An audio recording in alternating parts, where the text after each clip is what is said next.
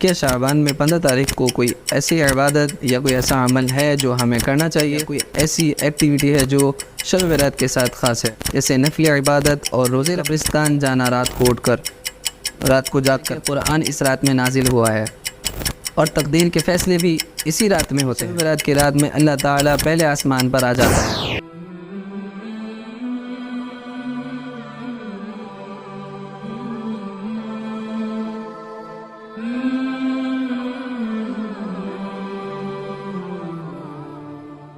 السلام علیکم ورحمۃ اللہ وبرکاتہ۔ مائی برادر اینڈ سسٹر، کیسے ہیں آپ لوگ؟ امید کرتا ہوں آپ سب خیریت سے ہوں گے۔ تو آج ہم بات کریں گے شب برات پر۔ شب برات کی حقیقت کیا ہے؟ کیا شعبان میں 15 تاریخ کو کوئی ایسی عبادت یا کوئی ایسا عمل ہے جو ہمیں کرنا چاہیے، یا کیا کوئی ایسا عمل یا کوئی ایسی ایکٹیویٹی ہے جو شب برات کے ساتھ خاص ہے، جیسے نفلی عبادت اور روزے رکھنا؟ تو آئیے دیکھتے ہیں کیا ہے نبی صلی اللہ علیہ وسلم کی تعلیمات جن پر ہمیں عمل کرنا چاہیے۔ شب برات اور 15 شعبان کی فضیلت کے بارے میں ہم بچپن سے سنتے آ رہے ہیں، اور جی ہم بھی پہلے شب برات کی رات میں بڑا کچھ کیا کرتے تھے، نئے کپڑے پہننا، نہانا دھونا اور بھی بہت کچھ، اور شب برات کی مبارکباد دینا سب کو، مطلب کہ ایک طرح سے عید کی طرح اس کو سیلیبریٹ کرتے تھے۔ تو جب پتہ چلا یہ سب صحیح نہیں ہے، اور شب برات کا جو نام ہے وہ بھی نہیں ہے، نہ کسی صحیح حدیث میں ہے نہ کسی ضعیف حدیث میں ہے، مطلب جتنا ابھی تک میری نالج میں ہے میں نے اسے کسی حدیث میں یا قرآن میں نہیں دیکھا، شب برات کے ورڈ کو، اس نام کو۔ تو اب ہم کہیں گے کہ 15 شعبان کو ہمیں کیا کرنا چاہیے اور کیا نہیں۔ سب سے پہلے تو ہمارا یہ مقصد ہونا چاہیے کہ ہم اللہ کو کیسے راضی کریں، اور وہ کیسے کرنا ہے اس کے لیے ہمیں قرآن سے اور حدیث سے گائیڈنس لینی ہوں گی، کیونکہ ہمیں وہی کام کرنے ہیں جو کہ اللہ اور اس کے رسول سے ثابت ہے۔ اور اگر ہم اس کے علاوہ کوئی اور نئی چیز یا کوئی نئی بات دین میں ایڈ کرتے ہیں یا اس پر عمل کرتے ہیں تو وہ پھر بدعت میں شمار کی جائے گی، کیونکہ نبی کریم صلی اللہ علیہ وسلم نے فرمایا، سنن نسائی کی حدیث ہے، دین میں ہر نیا ایجاد کردہ کام بدعت ہے، اور بدعت گمراہی ہے، اور گمراہی آگ ہے۔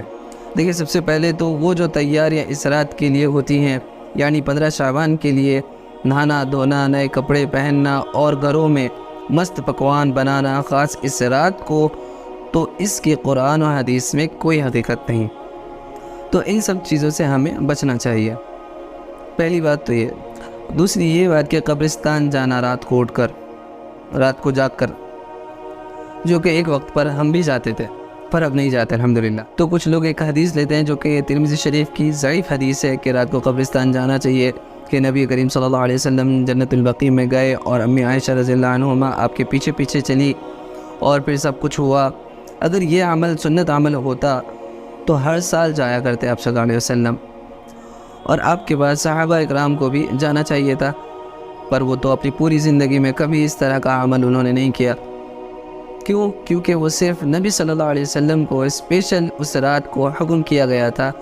یہ صحیح حدیث سے ثابت ہے، صحیح مسلم کی حدیث ہے، حضرت عائشہ رضی اللہ عنہ نے فرمایا، ایک دفعہ جب میری باری کی رات ہوئی جس میں نبی کریم صلی اللہ علیہ وسلم میرے ہاں آتے تھے، آپ مسجد سے لوٹے، اپنی چادر سرہانے رکھی، اپنے دونوں جوتے اتار کر اپنے پاؤں کے پاس رکھے، اور اپنے تہمت کا ایک حصہ بستر پر بچھایا، پھر لیٹ گئے۔ آپ نے صرف اتنی دیر انتظار کیا کہ آپ نے خیال کیا میں سو گئی ہوں، تو آپ نے آہستہ سے اپنی چادر اٹھائی، آہستہ سے اپنے جوتے پہنے اور آہستہ سے دروازہ کھولا اور نکل گئے، پھر اس کو آہستہ سے بند کر دیا۔ یہ دیکھ کر میں نے بھی اپنی چادر کو اپنے اوپر لپیٹا اور پھر آپ کے پیچھے چل پڑی، حتیٰ کہ آپ بقیع کے قبرستان میں پہنچے اور کھڑے ہو گئے، اور آپ لمبی دیر تک کھڑے رہے۔ پھر آپ نے 3 دفعہ ہاتھ اٹھائے، پھر آپ پلٹے اور میں بھی واپس لوٹی۔ آپ تیز ہو گئے، میں بھی تیز ہو گئی، آپ تیز تر ہو گئے تو میں بھی اور تیز ہو گئی، آپ دوڑ کر چلے تو میں نے بھی دوڑنا شروع کر دیا۔ میں آپ سے آگے نکل آئی اور گھر میں داخل ہو گئی، جو ہی میں لیٹی آپ بھی گھر میں داخل ہو گئے، اور آپ نے فرمایا، عائشہ تمہیں کیا ہوا، کانپ رہی ہو، سانس چڑھی ہوئی ہے؟ میں نے کہا کوئی بات نہیں۔ آپ نے فرمایا تم مجھے بتاؤ گی یا پھر وہ مجھے بتائے گا جو لطیف و خبیر ہے، انتہائی باخبر ہے؟ میں نے کہا اے اللہ کے رسول، میرے ماں باپ آپ پر فدا ہوں، اور میں نے پوری بات آپ کو بتا دی۔ آپ نے فرمایا تو وہ سیاہ سایہ جو میں نے اپنے آگے دیکھا تھا تو وہ تم تھی؟ میں نے کہا ہاں۔ آپ نے میرے سینے کو زور سے دھکیلا جس سے مجھے تکلیف ہوئی۔ پھر آپ نے فرمایا کیا تم نے یہ خیال کیا کہ اللہ تم پر زیادتی کرے گا اور اس کا رسول؟ حضرت عائشہ رضی اللہ عنہا نے کہا لوگ کسی بات کو کتنا ہی چھپا لیں، اللہ اس کو جانتا ہے۔ ہاں، آپ نے فرمایا جب تم نے مجھے جاتے ہوئے دیکھا تھا اس وقت جبریل علیہ السلام میرے پاس آئے تھے، انہوں نے آ کر مجھے آواز دی اور اپنی آواز کو تم سے مخفی مطلب آہستہ رکھا۔ میں نے ان کو جواب دیا تو میں نے بھی آہستہ سے جواب دیا، اور وہ تمہارے پاس اندر نہیں آ سکتے تھے کہ تم کم کپڑوں میں تھی کیونکہ تم سونے کی حالت میں تھی، اور میں نے خیال کیا کہ تم سو چکی ہو تو میں نے تمہیں بیدار کرنا مناسب نہ سمجھا، اور مجھے خدشہ محسوس ہوا کہ تم اکیلی وحشت محسوس کرو گی۔ تو جبریل علیہ السلام نے کہا آپ کا رب آپ کو حکم دیتا ہے کہ آپ اہل بقیع کے پاس جائیں اور ان کے لیے بخشش کی دعا کریں۔ تو یہ اصل حدیث ہے، اور یہ خاص نبی صلی اللہ علیہ وسلم کو اللہ نے حکم دیا کہ تم جاؤ اور ان کے لیے دعا کرو۔ تیسری بات یہ عام ہے کہ قرآن اس رات میں نازل ہوا ہے اور تقدیر کے فیصلے بھی اسی رات میں ہوتے ہیں۔ تو جی اس کا بھی ذکر اللہ تعالیٰ نے قرآن میں 2 جگہ بتا دیا ہے۔ پہلا سورہ دخان میں اِنَّا أَنزَلْنَاهُ فِي لَيْلَةٍ مُبَارَكَةٍ إِنَّا كُنَّا مُنذِرِينَ، یقیناً ہم نے اس بابرکت رات میں اتارا ہے، بے شک ہم ڈرانے والے ہیں۔ فِيهَا يُفْرَقُ كُلُّ أَمْرٍ حَكِيمٍ، اسی رات میں ہر ایک مضبوط کام کا فیصلہ کیا جاتا ہے۔ اور جو دوسری آیت کا ذکر کیا گیا ہے وہ تو بچہ بچہ جانتا ہے، اِنَّا أَنزَلْنَاهُ فِي لَيْلَةِ الْقَدْرِ، یقیناً ہم نے اسے شب قدر میں نازل فرمایا، اور اسی میں ذکر کیا گیا ہے تنزل الملائکۃ والروح فیہا بإذن ربہم من کل امر، اس میں ہر کام کے سر انجام دینے کو اپنے رب کے حکم سے فرشتے اور روح جبریل علیہ السلام اترتے ہیں۔ تو یہ ہو گیا تیسرا مسئلہ۔ چوتھا یہ کہ اس رات کی عبادت کرنے کی فضیلت، بنو قلب کی بکریوں کے بال کے برابر نیکیاں ملنا، اور بہت ساری چیزیں 2 رکعت پڑھنے پر کئی ہزار نماز پڑھنے کا ثواب۔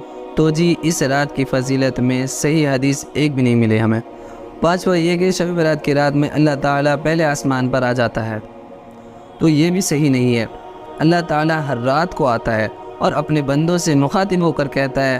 رسول اللہ صلی اللہ علیہ وسلم نے فرمایا، صحیح مسلم کی حدیث ہے، برکت اور رفعت کا مالک ہمارا رب ہر رات کو جب رات کا آخری تہائی حصہ باقی رہ جاتا ہے تو دنیا کے آسمان پر نزول فرماتا ہے اور کہتا ہے کون مجھے پکارتا ہے کہ میں اس کی پکار سنوں، کون مجھ سے مانگتا ہے کہ میں اس کو دوں، اور کون مجھ سے بخشش طلب کرتا ہے کہ میں اسے بخش دوں۔ تو یہ عمل ہمیں اس رات کے لیے خاص نہیں کرنا چاہیے، بلکہ یہ عمل ہمیں ہر روز تہجد میں اٹھ کر کرنا چاہیے، کیونکہ اللہ تعالیٰ روز آتا ہے پہلے آسمان پر۔ تو اب آپ کو سمجھ میں آ گیا ہوگا کہ آپ کو کیا کرنا چاہیے اور کیا نہیں، اور اگر یہ آپ کا روز کا معمول ہے تو آپ روز کریں، لیکن اگر آپ اس رات کو خاص کر کے کر رہے ہو، کیونکہ یہ نہ تو نبی سے ثابت ہے، نہ صحابہ سے، نہ اہل بیت سے، تو پھر ہم کیوں کریں؟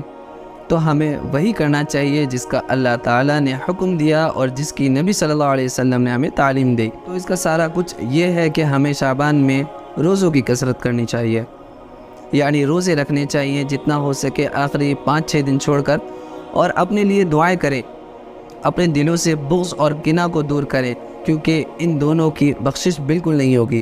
اور جتنی بھی احادیث اس رات کے بارے میں ہیں وہ زیادہ تر تو من گھڑت ہے یا پھر بہت زیادہ ضعیف ہے۔ اور ایک بات، جو لوگ اس رات میں چراغاں وغیرہ کرنا، لائٹیں لگانا اور بھی بہت ساری چیزیں جو لوگ کر رہے ہیں وہ نہیں کرنی چاہیے۔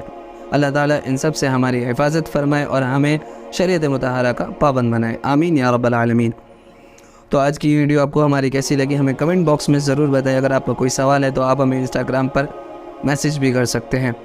باقی پھر ملیں گے ایک نئی ویڈیو کے ساتھ، تب تک اپنا بہت سارا خیال رکھیں۔